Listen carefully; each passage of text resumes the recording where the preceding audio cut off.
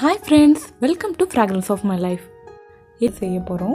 அகர் அகர்னா ஒன்றும் இல்லை, அது வந்து இங்கிலீஷில் வந்து சைனா கிராஸ்னு சொல்லுவோம், தமிழில் வந்து கடல் பாசி, நாங்கள் வந்து உருதுவில் வந்து தரியாக்கி பாச்சி அப்படின்னு வந்து சொல்லுவோம்.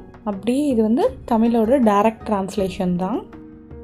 சரி, இப்போ இதை வச்சு நம்ம வந்து எப்படி ஒரு மில்க் புட்டிங் செய்யலான்னு பார்க்கலாம். இதுக்கு வந்து ரொம்பவே வந்து கம்மியான இன்க்ரீடியன்ஸே போதும், ரொம்பவே கம்மியான டைம் போதும். 5 கிராம் சைனா கிராஸ் எடுத்துருக்கிறேன். ஒரு 10 கிராம் பேக்கெட்டில் வந்தது, அது வந்து பாதி மட்டும் எடுத்துக்கிட்டேன். நம்மளுக்கு என்னென்ன நட்ஸ் வேணுமோ அந்தந்த நட்ஸ் எடுத்துக்கலாம். 5 டேபிள் ஸ்பூன் சர்க்கரை, ஏலக்காய் தூள், 1/2 லிட்டர் பால். இதுக்கு எப்போவுமே வந்து ஃபுல் க்ரீம் மில்க் வந்து எடுக்காதீங்க, நார்மல் மில்க் எடுத்துக்கோங்க. இப்போ வந்து இந்த சைனா கிராஸை வந்து நம்ம குட்டி குட்டியாக வந்து கட் பண்ணிக்கலாம். நம்ம குட்டி குட்டியாக கட் பண்ணும்போது அது வந்து ஊறுறதுக்கும் வந்து ஈஸியாக இருக்கும், நம்ம சமைக்கும் போதும் ரொம்ப ஈஸியாக இருக்கும். இந்த சைனா கிராஸே வந்து உங்களுக்கு பவுடர் மாதிரியும் கிடைக்குது. இப்போ நம்ம குட்டி குட்டியாக வந்து கட் பண்ணியாச்சு. இதில் வந்து தண்ணியை ஊற்றி ஊற வச்சிடலாம். ஜஸ்ட் வந்து இது மூழ்கிற மாதிரி தண்ணி ஊற்றிடுங்க. ஒரு ஸ்பூன் எடுத்து இந்த இதெல்லாம் வந்து நல்லா அப்படியே தண்ணியில் வந்து டிப் பண்ணி விட்டுருங்க. இது மினிமம் ஒரு 30 மினிட்ஸ் வந்து நம்ம ஊற வைக்கணும். ஒரு 30 நிமிஷத்துக்கு அப்புறமா ஃபர்ஸ்ட் வந்து நம்ம பாலை வந்து சூடு பண்ணிக்கலாம். பால் வந்து நம்ம எப்போவுமே சூடுபடுத்துவோம் இல்லையா, அந்த மாதிரி சூடுபடுத்திக்கோங்க. பாலை நல்லா காய்ச்சிக்கோங்க. நார்மலாக நம்ம காய்ச்சுவோம் இல்லையா, அந்த மாதிரி தான். பாலை சுண்ட வைக்கணும் அந்த மாதிரிலாம் வந்து தேவையில்லை. இப்போ பால் வந்து நல்லா வந்து கொதிச்சாச்சு. இப்போ வந்து நம்ம சர்க்கரையை வந்து சேர்த்துக்கலாம். 1/2 லிட்டர் பாலில் நான் ஜஸ்ட்டு வந்து 5 டேபிள் ஸ்பூன் சர்க்கரை சேர்த்துருக்குறேன். இதுவே வந்து கரெக்டாக இருக்கும். நீங்கள் இதுக்கு மேலேயே போட்டிங்கன்னா ரொம்ப வந்து திகட்டுற மாதிரி ஆகிடும். சர்க்கரையை பாலில் வந்து நல்லா கரைச்சிக்கோங்க. பாலில் வந்து சர்க்கரை கரைஞ்சதுக்கப்புறமா நம்ம ஸ்டவ் ஆஃப் பண்ணி இந்த பாலை வந்து சைடில் வந்து எடுத்து வச்சிடலாம்.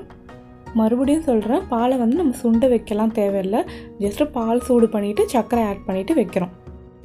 இப்போ நம்ம ஊற வச்ச கடல் பாசியை ஒரு பாத்திரத்தில் வந்து சேர்த்துக்கலாம். ஃபர்ஸ்ட் வந்து ஊற வச்ச தண்ணியை வந்து கொட்டிட்டு வேறு தண்ணி ஊற்றிக்கோங்க.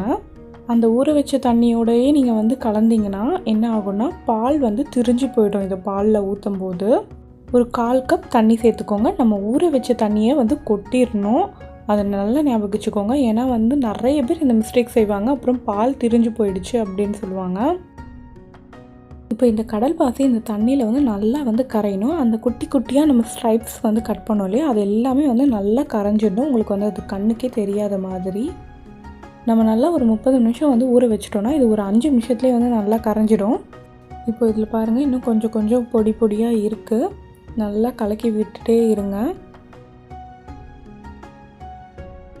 இப்போ நம்ம சர்க்கரை வந்து தண்ணியில் வந்து கரைச்சோன்னா நம்ம எப்படி கரைப்போம், அதே மாதிரி தான் வந்து இதில் வந்து நல்லா நம்ம கலக்கிட்டே இருந்தோம்னா சீக்கிரம் வந்து அந்த கரைஞ்சிரும் அது.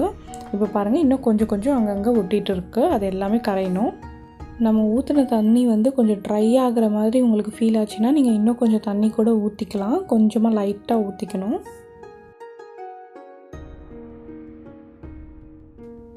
இது பாருங்கள், நல்லா வந்து கரைஞ்சிருச்சு. இப்போ வந்து அப்படியே வந்து இதை எடுத்து சிம்மில் வச்சுருங்க. நம்ம பால் வந்து ஏற்கனவே வந்து சூடுபடுத்தி வச்சுருக்கோம் இல்லையா, அதை வந்து நம்ம இப்போ திருப்பியும் வந்து ஒரு தடவை வந்து சூடு பண்ணணும். ஒரு பக்கம் அது சிம்மில் இருக்கட்டும். இது வந்து இன்னொரு பக்கம் வச்சு ஸ்டவ்வில் வச்சு நீங்கள் வந்து ஏலக்காய் தூள் போட்டுக்கோங்க. ஏலக்காய் தூள் போட்டு நல்லா கலந்து விட்டுட்டு ஒரு கொதி வந்ததுக்கப்புறமா நீங்கள் வந்து இதை ஆஃப் பண்ணிடணும். இப்போ நம்ம ஆஃப் பண்ணிவிட்டு நம்ம வந்து கடல் பாசி வந்து லிக்விட் வந்து ரெடி பண்ணி வச்சுருக்கோம் இல்லையா, அதை வந்து இந்த பாலில் சேர்த்துட்டு கொஞ்சம் நேரம் ஒரு 3 நிமிஷம் வந்து நம்ம விடாமல் வந்து கலந்துகிட்டே இருக்கணும். இது வந்து பால் வந்து நல்லா சூடாக இருக்கணும். அதே சமயத்தில் நம்ம ஸ்டவ் ஆனில் வச்சுட்டு நம்ம வந்து பண்ணக்கூடாது, ஸ்டவ் ஆஃப் பண்ணிடணும். இதனாலேயும் பால் திரிஞ்சு போகிறதுக்கு நிறைய சான்சஸ் இருக்குது. ஸோ வந்து ஸ்டவ்வை ஆஃப் பண்ணிவிட்டு அதுக்கப்புறமா கலந்துட்டு நல்லா வந்து கிளறி விட்டுருங்க. இப்போ நம்ம வந்து இதை வந்து செட் பண்ணுறதுக்கு ஒரு பிளேட்டில் வந்து போட்டுடலாம். பிளேட்டில் வந்து பார்த்திங்கன்னா நான் எதுவுமே வந்து தடவலை, ஜஸ்ட் வந்து அப்படியே வந்து அந்த பாலை வந்து கொட்டிடுங்க. இதில் இப்போ இந்த பாலில் இருக்க பபிள்ஸ்லாம் பார்த்திங்கன்னா உடச்சி விட்டுருங்க. இல்லைனா வந்து இந்த புட்டிங் வந்து செட் பண்ணதுக்கு அப்புறமா பார்த்திங்கன்னா அங்கங்கே வந்து இந்த பபிள்ஸ் அப்படியே வந்து நிற்கும். உங்களுக்கு காமிக்கிறதுக்காக இந்த சைடில் இருக்கிற பபிள்ஸ்லாம் நான் அதை கொஞ்சோண்டு விட்டுட்டு நான் உங்களுக்கு செட் ஆனதுக்கப்புறமா காமிக்கிற பாருங்கள், அது அப்படியே தான் இருக்கும்.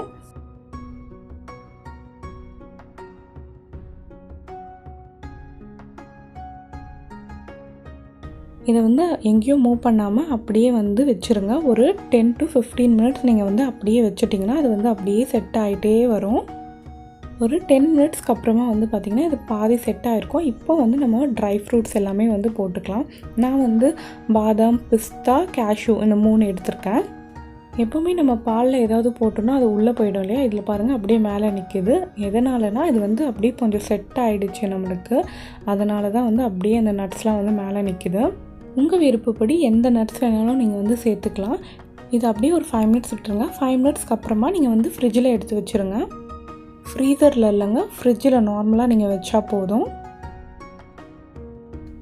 இப்போ 30 மினிட்ஸ் ஆகிடுச்சு. ஃப்ரிட்ஜிலேருந்து எடுத்துகிட்டு நமக்கு வந்து பாருங்கள் கட் பண்ணி சாப்பிட்லாம். இதை ரொம்பவே ஈஸியாக நம்ம வந்து கட் பண்ணிடலாம். அந்த நட்ஸ் இருக்க இடத்துல மட்டும் கொஞ்சம் பார்த்து வந்து கட் பண்ணிக்கோங்க. அந்த மேல் பக்கம் கார்னரில் பாருங்கள் அந்த பபிள்ஸ் வந்து கொஞ்சம் கொஞ்சம் அங்கே இருக்குது பார்த்திங்களா, நம்ம விட்டது அப்படியே. அதுதான் வந்து சொன்னால் நம்ம வந்து ஃபஸ்ட்டே வந்து பபிள்ஸ் வந்து உடைக்கலன்னா அது வந்து அப்படியே வந்து ஃபார்ம் ஆகிடும். இப்போ நான் சென்டர்லேருந்து உங்களுக்கு ஒரு பீஸ் எடுத்து காமிக்கிறேன் பாருங்கள். ரொம்பவே சிம்பிளாக ஒரு ஸ்வீட் செஞ்சுட்டோம் இல்லைங்க. இதை நீங்கள் வேணும்னா கிளாஸில், கப்பில் கூட வந்து ஃபஸ்ட்டே வந்து நீங்கள் அந்த பாலை வந்து போட்டு வச்சிட்டிங்கன்னா அதே ஷேப்பில் உங்களுக்கு வரும். இப்போவே போயிட்டு சைனாகிராஸ் வாங்கிட்டு வந்து செஞ்சுட்டு நியூ இயரை வந்து ஸ்வீட்டோடு வந்து தொடங்குங்க. உங்களுக்கு இந்த ரெசிபி பிடிச்சிருந்ததுன்னா லைக் பண்ணுங்கள், கமெண்ட் பண்ணுங்கள், மறக்காமல் நம்ம சேனலை வந்து சப்ஸ்கிரைப் பண்ணிவிடுங்க.